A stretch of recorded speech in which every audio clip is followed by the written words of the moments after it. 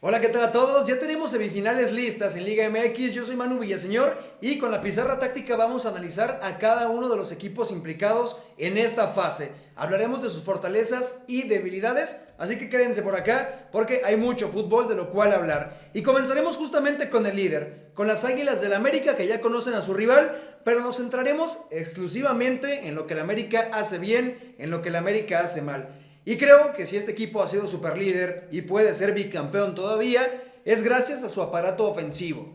Definitivamente las variantes que tiene tanto en la delantera como en los extremos sobre todo, creo que han hecho que este América sea un equipo muy completo, que tanto suplentes como titulares realmente puedan tener la capacidad de resolver partidos. Hablemos por ejemplo de Henry Martin, que en una quizás suplencia podría haberse ocupado su lugar por el propio Julián Quiñones, o también está ahí, aunque con menos peso, Ilian Hernández.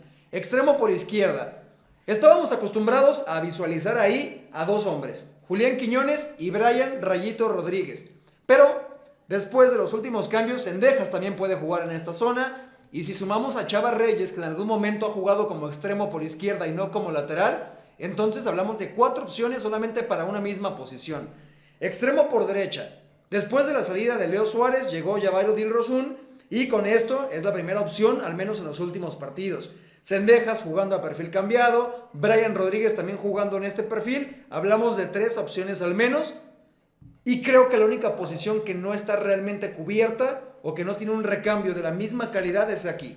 Diego Valdés, que no vive sus mejores momentos o no los vivió al menos en el partido contra Pachuca y que al no tener un recambio natural de las mismas condiciones y calidad, evidentemente se vuelve tu única opción o quizás incluso jugar sin un enganche, aunque no ha sido habitual en el sistema de André Jardine. Esto en cuanto a lo que se refiere a la profundidad del aparato ofensivo. Si seguimos analizando encontraremos que no solamente ahí hay muchas opciones y alternativas. También por acá, Jonathan Dos Santos y Fidalgo, quien sin duda tienen un salto de calidad distinto a lo que hay en la banca, pero que han sido reemplazados por Richard Sánchez y Santi Naveda. Dos elementos que si bien juntos no se han visto bien, por separado sí pueden suplir tanto a Fidalgo, no en la misma medida, y a Jonathan Dos Santos, que considero es el más suplible según las circunstancias como sucedió contra Pachuca. Por la banda de la izquierda está Chicote Calderón, aparece Chava Reyes y aunque no ha aparecido últimamente está Luis Fuentes. En la central normalmente tienen también muchas opciones, lo tenían con Lara anteriormente pese a las malas actuaciones y con Cáceres que hoy está lesionado, así que esto se reduce a Lichnowsky y también solamente a la presencia de Ramón Juárez.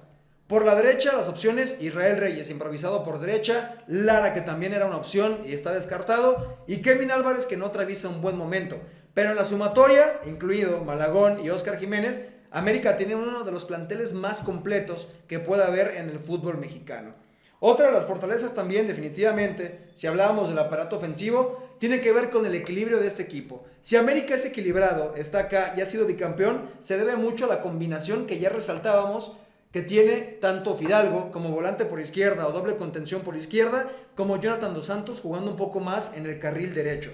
Estos dos se han complementado a la perfección para que Fidalgo pueda apoyar sobre la banda izquierda, pueda aparecer incluso al borde del área, pueda dar salida desde los centrales, tiene que ver con el equilibrio que le da Jonathan Dos Santos. Que cuando la América se adelanta, con Fidalgo nuevamente, con los laterales, es entonces una de las figuras muchas veces que ocurre para quedarse en zona defensiva, quedarse con dos centrales y con la figura de Jonathan Dos Santos ajustando opciones, ya sea si la jugada rival se gesta por la derecha, recorriendo o por la izquierda o integrándose incluso en la línea de centrales.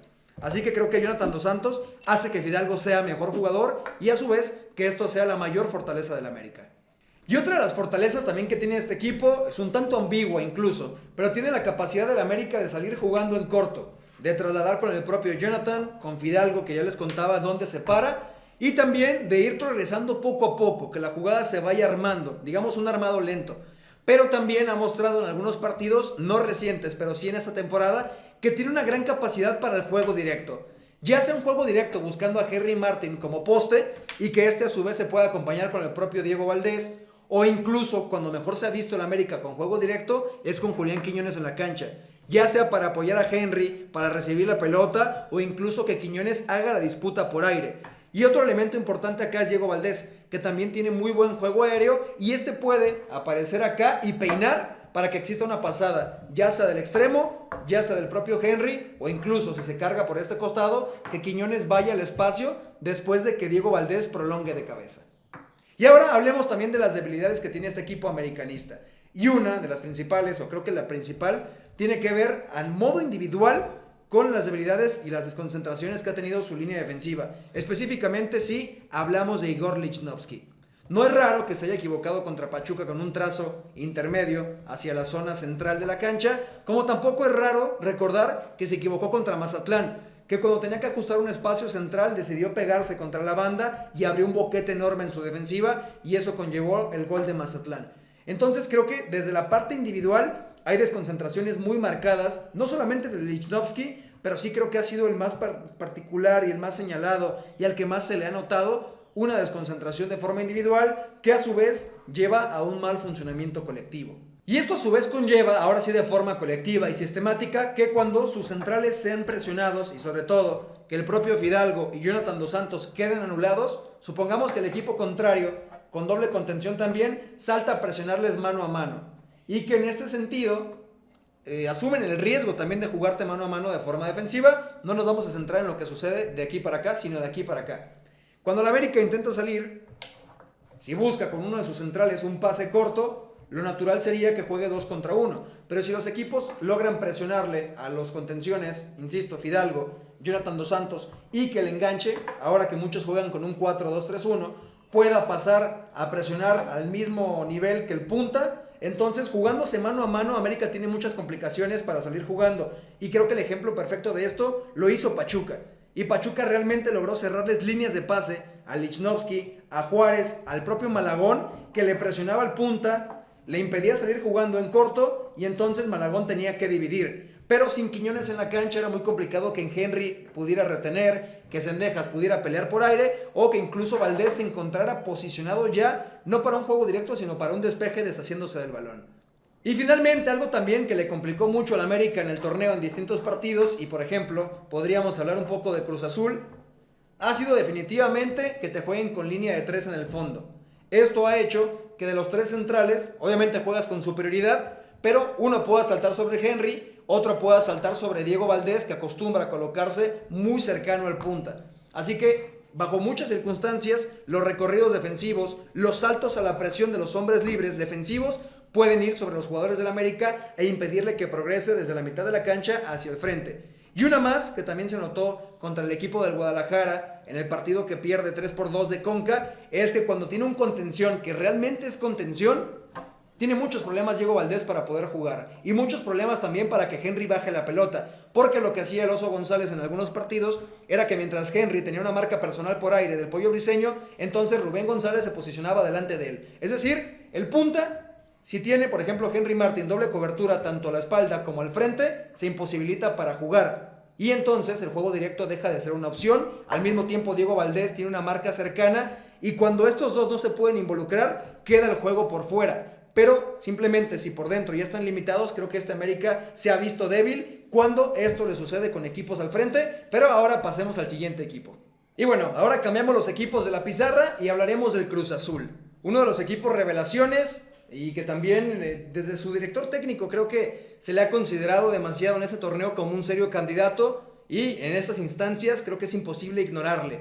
Evidentemente el Cruz Azul con sus contrataciones y el sistema de juego de Anselmi que recientemente se ha transformado en un 5-3-2, también considerando algunas lesiones, creo que podríamos descifrar algunas de sus fortalezas y debilidades. Si hablamos de su línea defensiva, hablaremos por ejemplo de que juega normalmente Piovi. En el centro lo ha hecho Lira y últimamente Salcedo y por la derecha Willer Dita. Acá podría aparecer Camilo Cándido o Rotondi. Por la derecha evidentemente Rodrigo Huescas, que también ha sido de los jugadores revelación no solamente de este torneo.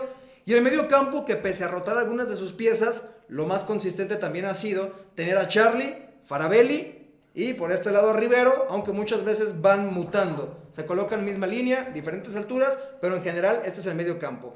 Y la sorpresa acá sería la punta, la delantera con Ángel Sepúlveda y Antuna, que abandonó su rol de extremo natural, aunque algunas veces también se pega a la banda. pero es en general el sistema de Cruz Azul. La principal fortaleza viene acá, con este elemento que alguna vez lo buscó el América y que fue muy criticado por llegar a Cruz Azul, y hablamos de Gonzalo Piovi. Los envíos de Gonzalo Piovi, desde muchos aspectos, son bastante buenos y son muy peligrosos, sobre todo considerando que si lo vemos en diagonal, Antuna se coloca como una especie de extremo derecho y falso punta, un segundo 9, que desde esta zona tiene la capacidad para, según el salto de línea, recibir contra la banda o recibir al interior del área, picando en diagonal también. Así que es el primer factor sobre el cual Cruz Azul es muy fuerte y que podríamos también señalar que desde la forma en la que busca salir este equipo, esta sería la figura normal que estaríamos acostumbrados a plantear, pero en realidad Cruz Azul sale un poco más distinto a eso. Y es que la salida típica del equipo podría parecerse a esto, pero en realidad no es así. Adelanta a sus carrileros, hablamos por izquierda de Rotondi o Camilo Cándido, y por derecha también hablamos de Huescas. Después Piovi se adelanta, Willer Dita hace lo propio, aunque quizás con menor altura, y ya sea Salcedo o Eric Lira, le toca abrir ligeramente para que entonces Mier pueda avanzar con la pelota, pueda recibirla, pero siempre esté en una posición donde pueda recibir. Hay que recordar que Anselmi cree mucho en el concepto del hombre libre, y para generar un hombre libre hay que generar superioridades en cada zona, pero esto se puede ir recorriendo, es decir, si eres superior en la zona baja y en la zona alta de tu rival, al ir a la presión puedes liberar a un elemento. Es decir, tocar nuevamente acá o tocar directamente con Piovi. Pero desde este punto el arquero queda emparejado ya con el delantero y este quedó fuera de la jugada. Es decir, ya limpiaste a uno. Y conforme los demás empiecen a saltar a la presión, por ejemplo, Piovi podría encontrar un salto de presión sobre él. Y si seguimos adelantando algunas líneas, encontraríamos que alguno de los hombres libres puede encontrarse sobre el medio campo o incluso con su central que ya se había adelantado y recorra. Y si esto sigue sucediendo conforme avanzas líneas, sigues descartando a distintos jugadores hasta que te encuentras en una posición de clara superioridad numérica de cara al arco rival. Es decir, si suponemos que ya saltaste lo suficiente, hablamos de alguna superioridad sobre la banda o de alguna superioridad por dentro donde hayas limpiado también a la línea de contención rival. Pero esto es una fortaleza que entiende muy bien Cruz Azul, ya sea con el volumen de juego ir poco a poco o con los trazos largos que te contaba de Gonzalo Piovi. Y si tenemos que profundizar en una fortaleza y sobre todo individualizarla, hablamos de Carlos Zuril Antuna. Para que te des una idea, un jugador al que se le criticó mucho por no saber dar centros y que tampoco tenía una muy buena definición en años pasados, hoy fue el líder de Liga MX en torneo regular con más centros precisos. Tuvo 41 y además anotó 8 goles. Sin duda está en su prime, como lo suelen llamar, o en su momento de explosión al menos. Y mucho tiene que ver con el sistema y con esta doble función de partir desde la banda o hacia la banda desde el centro. De leer las jugadas para saber hacia dónde tiene que moverse. Buscar siempre la movilidad al espacio interior o por fuera. Así que creo que Antuna, sin duda alguna, es una fortaleza para este equipo, además del desborde, del regate, de las condiciones físicas y la velocidad que tiene. Pero ahora hablemos también de las debilidades que tiene este equipo, que no son pocas. Y si seguimos concentrados acá, en esta zona, en la del 9, habíamos hablado de que se le tuvo que improvisar a Antuna. Antuna no arrancó el torneo en esta posición, la arrancó como extremo, pero fue mutando el sistema de Anselmi, sobre todo por la lesión del Toro Fernández. Y acá aparece Sepúlveda, que no tiene la misma calidad, no tiene las mismas condiciones para este sistema, pero intenta con la medida de sus herramientas. Algo importante para señalar acá también es que Cruz Azul anotó 23 goles. Y hay una estadística que se llama expectativa de gol, que suma las probabilidades de todas las jugadas peligrosas de Cruz Azul y nos indica cuál sería el marcador justo, o cuál sería la cantidad justa de goles que tendría que haber marcado Cruz Azul estadísticamente, y eso nos indica que tendría que tener 34. Debió haber sido el equipo con más goles en el torneo, sin embargo se quedó con 23. Y creo que esto ejemplifica muy bien el problema mayor de Cruz Azul: la falta de contundencia y de una real presencia de un 9 de jerarquía. Por eso es que se habla tanto de Duván Zapata, porque Sepúlveda no ha tenido quizás las condiciones para poder finalizar las opciones que tiene, y también el propio Antuna ha tenido fallas pese a los 8 goles que tiene en el torneo. Así que en una zona de definición, en una semifinal o incluso en una final, creo que Cruz Azul sí podría lamentar el no tener un 9 de real calidad. Y finalizo con otra debilidad más. Este equipo, cuando se adelante, va a la presión o incluso acaba de terminar una jugada y perder el esférico, quedaría en una figura muy adelantada con los carrileros, incluso Piovi pisando zona ofensiva y cerrándose con 2 centrales y muy cercano a algún contención. Pero como suele estar en esta zona para mantener un equipo compacto y recuperar rápido, se ha notado también que ha tenido algunas debilidades, sobre todo cuando es atacado con trazos largos, con juego directo y sobre todo a las espaldas, ya sea de sus carrileros, por ejemplo, o centrales, como lo podría ser el propio Piovi, que deja muchos espacios a sus espaldas, ya sea los propios centrales, que incluso emparejados tienen que jugar mano a mano contra el rival. Estos trazos largos normalmente complican a Cruz Azul. Pese a la velocidad de Dita, Salcedo y Piovi, normalmente tienen complicaciones, sobre todo cuando son trazos diagonales. Y que después viene una segunda jugada en donde realmente les pueden finalizar, sobre todo por el adelantamiento de sus piezas, pese a ser un equipo intenso. Así que con esto terminamos con Cruz Azul y ahora vamos a pasar a ver al Guadalajara. Vamos a ver a Chivas. Y bueno, ahora hablaremos del Guadalajara, que está en color rojo, y también hablaremos de sus fortalezas y debilidades. Los últimos partidos, o el último partido al menos, ha sido un 4-3-3. No hay tanto la figura de un enganche, sino de un contención y dos volantes mixtos, un poco más sueltos quizás, dos extremos con mucha amplitud, y en general esto ha sido también con algunos arribos de sus laterales, el sistema de Fernando Gago a lo largo del torneo, pero sobre todo acentuado en los últimos partidos. Una de sus principales fortalezas tiene que ver con la defensa. Si este equipo tiene una racha tan impresionante como la que tiene últimamente, tanto de imbatibilidad como de partidos ganados, tiene que ver, a mi gusto, solamente con tres elementos. Todos influyen, sí, pero no en la misma medida. El tal Arrangel, el portero del momento, seleccionado incluso también, y que creo que ha sido una grata revelación en esa temporada, y creo que también se ha graduado ya de lo que es la primera división, y la pareja de centrales. Dos centrales que son duros al choque, uno con mejor juego aéreo que otro y otro con mejor juego de pies, pero que se complementan a la perfección. Hablamos de Atiba Sepúlveda, que vive un gran momento, y de Chiquete Orozco. Jesús también está en un gran momento y es el perfecto complemento para el otro. Así que creo que acá Guadalajara tiene una gran fortaleza y quizás también la defensiva, que llega en mejor momento del torneo. Y creo que esto es importante, que no muchas veces se ve complementada por sus laterales. Hablamos de la figura de Mozo, aunque han encontrado también cierta solvencia en Castillo, pero ya iremos a las debilidades. Otra gran debilidad, otra gran fortaleza que tiene este equipo, estamos hablando también de su línea de medios. Hablamos de que Guti ajusta aquí, ya hablaremos también de una debilidad que tienen bastante marcada, pero en las últimas figuras al menos ha aparecido Pocho Guzmán, ha aparecido el Nene Beltrán, y algunas veces también aparece Beltrán, el Oso González y acá el Piojo Alvarado. Es decir, hay distintas figuras para cada ocasión y necesidad que tenga este equipo conforme al rival que esté enfrentando, pero por una generalidad es un equipo muy dinámico. Es un equipo que con facilidad y velocidad, después de una recuperación en área propia, se posiciona y llega a área rival, ya sea por conducto de sus interiores o sobre todo por conducto de sus extremos. En este caso hablamos de Pavel Pérez o su suplente, que es Cowell, y por la derecha hablamos del Piojo Alvarado. Sobre todo creo que se acentúa con el Piojo Alvarado por una cuestión técnica e incluso de inteligencia, hablando de fútbol. Y que bueno, rápidamente Guadalajara de una recuperación puede ponerte una pelota en 3/4 de cancha, ya sea con una conducción larga, con un salto de líneas, con un trazo largo, y de esta forma atacarte con tres elementos. Pero el dinamismo de Guadalajara no acaba acá. Una vez que se posiciona en esta zona y que tiene profundidad, aparece Marín, aparece el Piojo cerrándose, pero lo más importante, el posicionamiento de su medio campo. Su medio campo suele posicionarse algunas veces con alguno al interior del área, que podría ser, por ejemplo, Pocho Guzmán acabando como un segundo punta, el Nene escalonado y Guti también en esta zona. Es decir, hay una cobertura en dos sentidos, buscando recuperar una pelota, buscando un rebote o buscando también un remate de media distancia. Y si este equipo tiene algo fuerte, son sus remates de media distancia con sus tres volantes. Pocho, Piojo Alvarado, que no está como volante en esta ocasión, pero que también tiene un gran remate de media distancia. Hablamos de Eric Gutiérrez, que sabe pegarle muy bien desde la media luna, y también del Nene Beltrán, que ha marcado goles desde esta misma zona.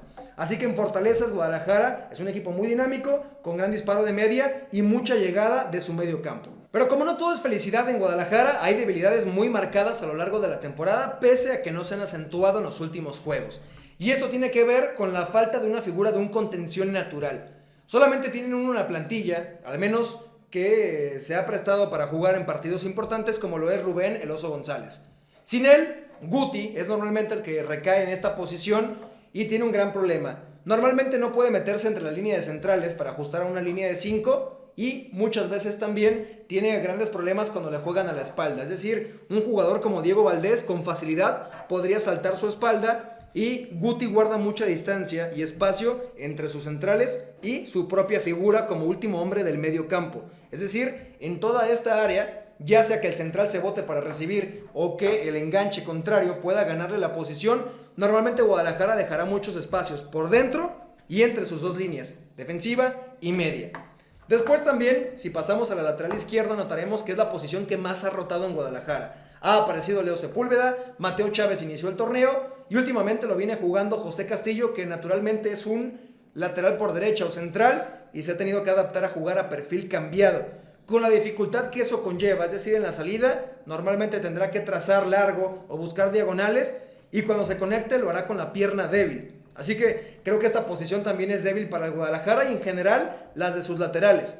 Pese a esto que te cuento, Mozo fue el jugador que más sufrió contra Toluca, sobre todo por los desbordes y porque individualmente de forma defensiva no tiende bien a contener, ya sea porque le ganan con espacios por dentro o por fuera, incluso algunas veces por perfil, pero Mozo no es un jugador tan fiable en la faceta defensiva y sobre todo jugando mano a mano. Y si hablamos del medio, de los laterales, hay una figura más que creo que este equipo carece al menos en la calidad que en otras líneas tiene, y ese es el 9.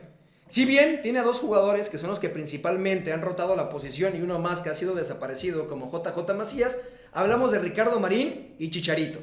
Chicharito llegó con la misión más que nada de vender camisetas, no tanto de jugar, sobre todo por la lesión que había tenido, que había sido bastante grave y que generó quizás también mucha emoción en la afición, pero que era desmedida acorde a su momento futbolístico. Y eso creo que lo hemos podido notar en los últimos partidos. Marín es el elemento de ataque con mejor momento futbolístico y que de hecho, y en realidad intenta sobre todo aparecer muchas veces contra los centrales, apoyar a las bandas y presionar. Pero aún así, entre Marín y Chicharo Hernández, no hay un 9 de garantía como los que se necesitan en muchas ocasiones en estas instancias. Hablábamos que Cruz Azul no lo tiene, Guadalajara tampoco tiene un 9 que sea letal, pese al buen momento en su nivel que está pasando Ricardo Marín. Así que ahora pasaremos a ver al siguiente equipo. Y así llegamos a Monterrey. También ya lo cambiamos acá en la pizarra, que viene de vencer en el Clásico Regio a Tigres. Es un equipo que juega con múltiples sistemas, así que primero vamos a entrar en una fortaleza que es la profundidad de su plantilla. Lo destacamos en América y creo que también vale la pena destacarlo acá, con un equipo que económicamente es poderoso, que para la punta tiene múltiples opciones como Brandon Vázquez y Germán Berterame, para el extremo izquierdo aparece Gallardo, el propio Berterame, y bueno, sé que estaremos omitiendo algunos jugadores como por ejemplo Víctor López. Por la derecha también aparece, por ejemplo, Maxi Meza como titular, pero puede estar ahí Jordi Cortizo. En esta quizás posición de enganche que solamente suele utilizar cuando juega Canales, tendríamos la opción también de colocar ahí a Jordi Cortizo, pero en ciertas facetas y con otra figura como lo podrían ser los contenciones o volantes interiores, aquí normalmente juega el Corcho y Romo, pero puede aparecer Omar Gobea, puede aparecer también el propio Cortizo jugando por dentro, Maxi Meza que ya lo ha hecho, Sergio Canales en doble contención, y creo que en realidad hay demasiadas figuras en las que muchos jugadores de Monterrey pueden encajar en distintas posiciones. Después, si nos pasamos a la lateral derecha, hablamos de dos laterales que podrían ser titulares en cualquier equipo de Liga MX. John Estefan Medina y Eric Aguirre. Por la izquierda está Gerardo Arteaga, pero también Gallardo tiene la facultad para jugar acá. En los centrales quizás un poco más delimitantes, sobre todo en cuanto a la calidad, porque aunque aparece Gutiérrez muchas veces como central, los que son titulares y los nominales son Héctor Moreno y el Toro. Acá aparece Guzmán. En la portería también, con una distancia entre lo que es la titularidad y la suplencia, creo que nos quedamos simplemente con Andrada. Pero esto es lo que es Monterrey en todas sus líneas. Muchas opciones, muchas variantes, y esto nos lleva a la segunda fortaleza, el no dominar solamente un sistema. Aquí inicialmente hablamos con la figura de un 4-2-3-1, con un enganche, dos volantes ofensivos, un solo punta. Pero también este equipo se ha adaptado a jugar no solamente con Brandon en punta, sino con Brandon y Berterame para pasar más a lo que es un 4-4-2. Dos contenciones o mediocampistas volantes, dos también por fuera y dos centros delanteros. Con distintas alturas quizás y funciones, como es Berterame con mayor movilidad y Brandon Vázquez como es quizás un delantero más de referencia de área, pero es otra figura que suele adoptar. Pero esto no es todo, también ha adoptado un 4-3-3. Volvemos a la figura con extremos, con mayor adelantamiento, Brandon en la punta y sobre todo con la figura de un único contención. Sobre todo el Corcho Rodríguez es el que ha jugado acá, pero con los dos volantes entonces ha recaído la figura de Maxi Meza, ha recaído la figura del propio Canales o Romo en una función también de volante mixto. Así que este equipo tiene muchas variantes realmente para poder jugar, tanto por sistema como nominalmente, por cantidad de jugadores, por nombre y calidad de jugadores. Si nos centramos únicamente en la figura de Sergio Canales, te lo decía, de enganche o de volante, tiene muchas facultades. Es más, incluso de doble contención, lo señalábamos un poco más atrás. Sergio Canales tiene la facultad de ser el único o de los pocos volantes o mediocampistas que tiene Monterrey con la capacidad de recibir de espaldas y por su agilidad intentar girarse. Pero normalmente lo hace hacia su perfil zurdo. Normalmente lo va a buscar hacia afuera cuando recibe desde esta zona o al interior si recibiera acá. Y también otra facultad que tiene este jugador son los pases entre líneas. Tanto la movilidad para jugar cerca del punta, ahora intentaremos pensar que Canales está acá. Si Brandon Vázquez, y sucedió así, de hecho en el partido de ida del Clásico Regio, si Brandon pica el espacio, este tiene la capacidad para juntarse y jugar mano a mano contra dos centrales, pero siempre buscando espacios, incluso espacios interiores, así que Canales tiene mucha polivalencia. Incluso tiene buen disparo de media distancia, tiene capacidad para filtrar, para pases diagonales a sus extremos, e incluso también, si seguimos aumentando este abanico de oportunidades, tiene un gran golpeo de media distancia, pero sobre todo a balón parado. Así que Canales, el hombre más fuerte de Monterrey, al menos en los últimos partidos. Y otra fortaleza para finalizar con las fortalezas de Monterrey, hablamos de que Brandon Vázquez es un gran rematador. Tiene una gran presencia de área, busca normalmente los espacios, sabe cuándo picar a primer poste, cuándo posicionarse sobre el manchón penal, cuándo quedarse, anclarse, pero sobre todo mantener distancia de su marcador más próximo. Pero esto no sería nada, o sería de hecho inútil, si no fuera por el trabajo que hacen los laterales. Los centros de John Estefan Medina, los centros del propio Arteaga, los extremos también que buscan interiorizar, pero algunas veces también con los arribos de los volantes, es decir, el Corcho buscando un centro directamente hacia Brandon de una forma frontal, aparece Romo también en esta posición, Canales cuando se abre. Entonces este equipo tiene mucha variedad de centros, tanto rasos como por aire, a segundo y primer poste, al manchón penal o con llegadas de segunda línea. Así que Monterrey es un equipo que juega muy bien por bandas y que en la figura de los centros encuentran muchas fortalezas. Pero sí, pese a ser uno de los equipos más fuertes económicamente de la liga, también tiene debilidades. Una muy marcada tiene que ver con su costado izquierdo, y es que Arteaga es un lateral con características más ofensivas que defensivas, y es un jugador al que le cuesta fildear trazos largos. Por ejemplo, si hablamos de Cruz Azul, es un equipo que con Piovi en una línea de 3 normalmente busca diagonales a la movilidad de Antuna, que te juega con doble punta, pero que Antuna tiene la facultad para aparecer entre Arteaga y Héctor Moreno.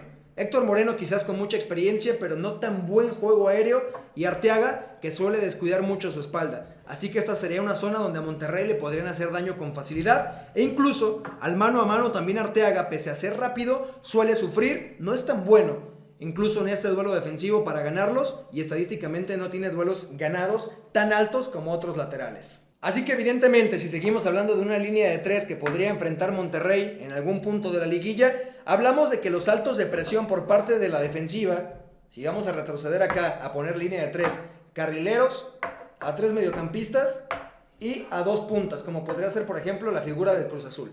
Si hablamos de esto, entonces tendríamos también aquí unos saltos de presión. De hecho, por ejemplo, si buscan saltar la salida, el equipo contrario no tenía o no tendría muchos problemas para poder saltar la salida de Monterrey, o la presión de Monterrey más bien. Así que así, si recorremos e intentamos jugar un poco mano a mano con superioridad para Monterrey, la pelota sale de acá. Ese es el equipo rival que tiene Monterrey. Con línea de 3 normalmente va a encontrar siempre un hombre libre, y más si consideramos arqueros que tienen buen toque de balón, entonces la presión sería nula por parte de Rayados de Monterrey, que Brandon Vázquez sería el primero en ir a presionar, incluso el extremo, pero esto siempre va a dejar que haya un carril libre. Y si lo hacemos de forma contraria, es decir, el extremo permanece acá, la jugada empieza a abrirse por la derecha, y en esta figura el carrilero va a aparecer acá. Entonces, una vez que de izquierda pasemos a la derecha, en este recorrido habría un hombre libre, que sería este. Y en el salto de la presión, el hombre libre podría ser este o este. Y una vez acá, entonces, podrían ir avanzando y limpiando la presión de Monterrey por el concepto de hombre libre, que sobre todo a Rayados se le dificulta enfrentando a línea de 3 o línea de 5. No ha sido muy dúctil para presionar a este tipo de líneas y recuperar en campo rival. Normalmente esto los lleva a retroceder y terminar defendiendo en área propia. Y en este mismo sentido, cuando Monterrey adelanta mucho sus líneas, que acaba jugando con 3 al fondo, el Corcho quizás algunas veces quedándose, pero adelantando laterales, extremos, es un equipo que ha sufrido mucho al contragolpe, sobre todo si tomamos en cuenta nuevamente que se juega por la banda izquierda, que Arteaga llegó a línea de fondo, que el equipo contrario recuperó y que despliega velocidad con 2 o 3 elementos.